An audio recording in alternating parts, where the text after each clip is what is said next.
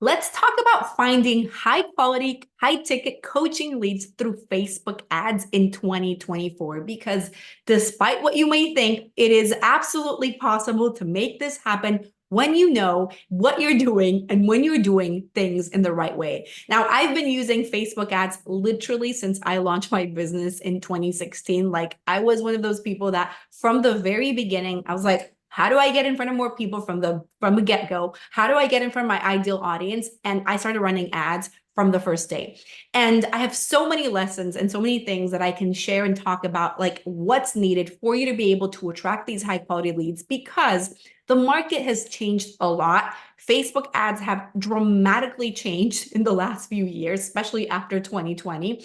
And so there's a few things that you need to have in place and a few considerations that are really important for you to be able to be successful with Facebook ads in today's world.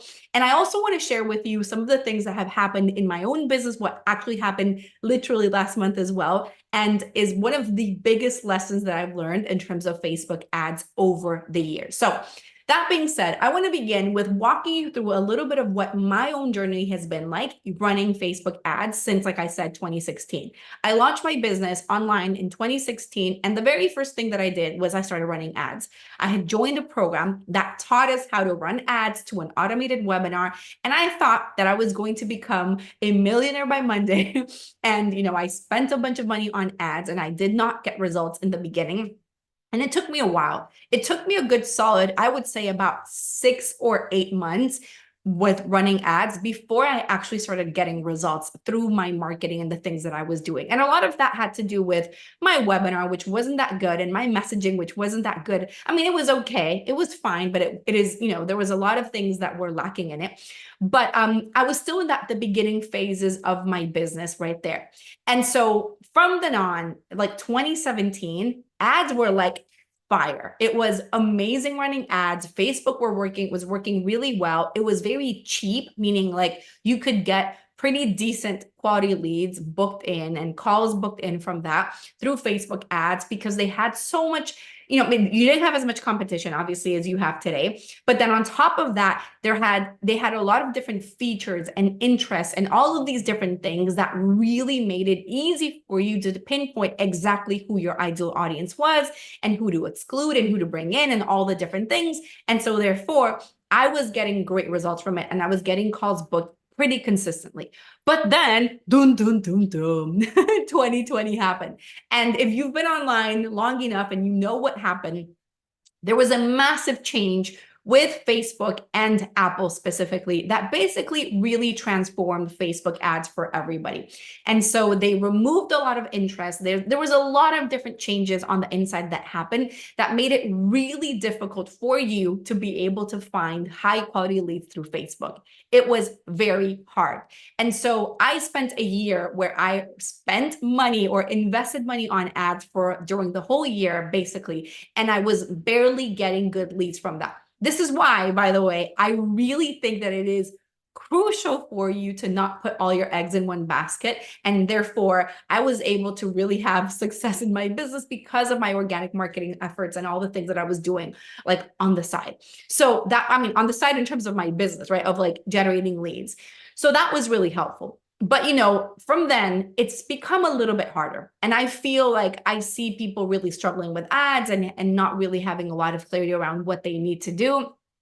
And my experience with ads has taught me that at the end of the day, the same principles that apply to anything else in marketing are going to apply to ads, meaning the message is the absolute core thing that you need to get right for you to be able to attract high quality leads through Facebook ads in 2024 and beyond. And this is really crucial. It's fundamental, and it's really, really important. So, I started playing with a lot of things. We tested different strategies, different campaigns, different copy, a lot of different, interest-based things that were there. Obviously, with Facebook, as they removed interest, things became a little bit more complicated, and therefore your message had to be that much better. And so my experience has shown me that in ad land, the thing that truly matters most is having the right message, because since Facebook removes so many interests and there's so many kind of hurdles that you have to overcome to be able to get good results from ads, having a message that is very specifically talking to your audience is going to be the key around getting you to speak, it's like to attract the right people. I go into messaging and really speaking to who the buyers are at readytoinvestclients.com. Make sure that you sign up for that if you haven't already, because this is really going to be kind of like, give you a bunch of light bulb moments in terms of what is really necessary for you to be able to attract high quality leads and how to speak to them. But what I did want to share is something that happened to me in the month of March that really just proved this concept of messaging in terms of ads even more. It's like one of the biggest lessons that I've had, and I really wanted to share it with you because I want you to see the power that messaging has in terms of ads. So we basically make sales through ads every single month. We enroll people every single week into my high ticket programs that range from 5K all the way to 30K. And about 50 or 60% of those people come from ads, meaning, we have a bunch of people that come from organic content, but we have a lot of those people that do come from my Facebook ads efforts, right? And so these are people that are completely cold, meaning they haven't heard of me before. They don't know who I am. They don't know what I do, or up until they find me. And the way in which I create my content and the way in which I craft my message does a good job of pre-selling people and then, taking them through my process to become my clients. And so, because we do really well with ads and because we've kind of found a really good formula that works for us in terms of our funnels and our message and our offers and all the different things, we wanted to test something different. So we have a winning ad that's been working really well for us. And I'll tell you all the details in a second. But in the beginning of March, we made a decision to test something different.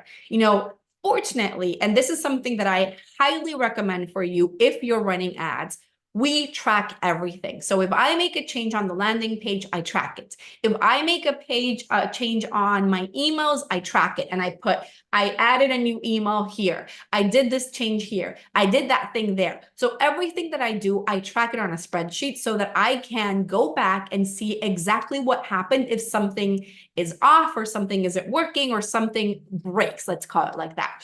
So essentially, beginning of March, my husband, who is the one that runs he's my media buyer, basically. He takes care of everything that has to do with Facebook ads in our company. He was like, I want to try a new ad copy.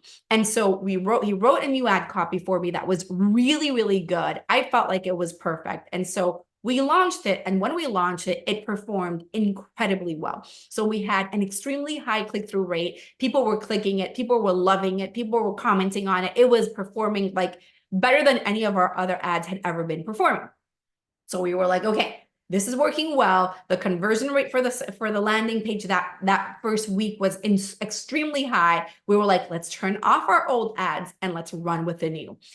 But as the day started going on, what started happening was really interesting. We started to see less conversions on our ads, meaning like click was really high, but people were not signing up for the webinar.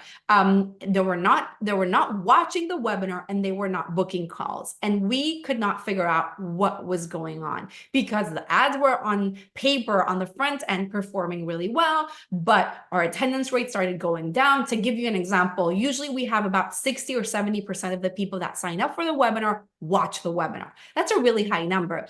And it went down to maybe around 10%. So about 10% of the people that were signing up for the webinar were watching the webinar. And then the landing page was converting really low as well. And we couldn't figure out why. Fortunately, we were having an amazingly high cash flow month, right? Where we made 110K in new sales within a 30-day period. So we were crushing it. Things were going amazingly well. Had people coming in. We had people enrolling, even from those ads, actually. But the numbers were failing. They were not looking the same way. So finally, the first week of April, we sat down and we were like, okay, something is going on. We need to start tracking and looking at our stats to figure out exactly what happened. And when we looked at it, we realized that the changes happened exactly when we changed our ad copy. So here's where messaging really plays a massive difference in your business if you're running ads or not. So basically, ad copy, number one, the original ad copy said something like, are you repelling premium clients? The new ad copy talked to more to, if you're feeling overshadowed in the marketplace because of market saturation.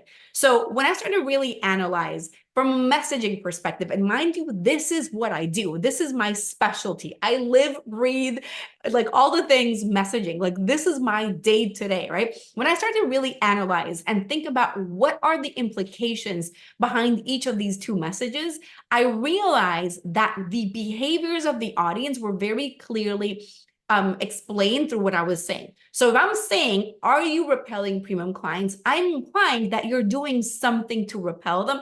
And therefore, you are more of an action taker, right? And you're taking so much action, in fact, that you're watching the webinar and you are booking calls and you're enrolling into the program.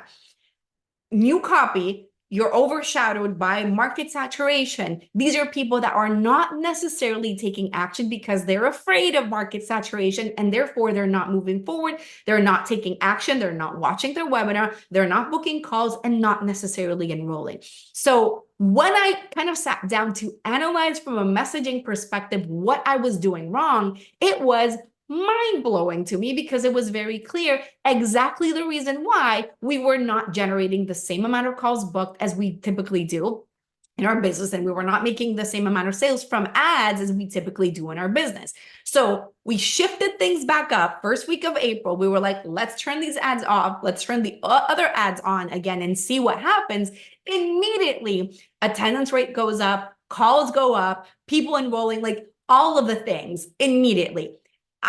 I'm still kind of in shock by this because for me, it was such a clear representation of how messaging makes a massive, massive difference in your business without you even realizing it, right? And so obviously this is something that happened to me and it was a mistake that I made in my own business and I own it. Fortunately, it was a perfect moment for that to happen because we had an amazing month anyways, and we enrolled a lot of people and things were are going really well. But it's just really interesting for me to see those things happen. And if that's something that can happen to me, who is somebody that does messaging, imagine how much this happens to people that aren't even thinking about these things.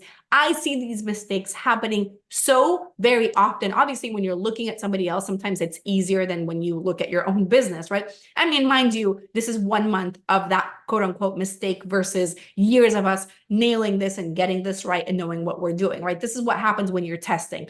But my point is that this is why messaging is crucial for you to get high quality leads. You have to really consider the implications of what you're saying. I have clients that are in my program right now who, when they came to me and I looked at their ad copy, I was like, I don't even understand how you're getting paying clients when you're saying things like this. You're speaking to people that are broke. You're speaking to people that can't afford it. And you might not think that you're speaking to them, but you're saying things that imply that they can't afford it or that they don't do the work or that they're not action takers, that they're people that are not decisive and they're not moving forward. And that is the power of having good messaging. And then when people fix those things and when you really understand, how do I speak to buyers? How do I attract the people that are ready to go? How do I bring forward my angle of mastery? It makes a massive difference. Now, the way in which I can help you with this is if we hop on a 15-minute assessment where I can take a look at your ads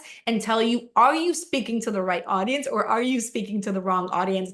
Trust me that I am an absolute expert at this, especially after what happened to me last month. I can even go further in to really define whether your message is good or not. And you can do that at brandmessagesession.com so that I can take a look at your ad copy and tell you exactly what you need to shift to make sure that you speak to buyers. So for me, it really comes down to having a lot of specificity in that message and thinking about what are the implications behind the things that I am saying. Am I saying things that speak to buyers or am I saying things that speak to people who are kind of interested but maybe not necessarily going to take action? Am I saying things that are really attracting the type of people that are ready to move forward or that are ready to pay, that are action takers? Or am I speaking to people who are just kind of dwelling in their problem? I do have a video, you can click on it right at the end of this video, that I talk about how to really speak to buyers and how to really define who buyers are. So make sure that you watch that as well. Let me know in the comments if this makes sense and what you're going to do in your business right now to make sure that you attract higher quality leads from Facebook ads. Make sure that you follow me on Facebook,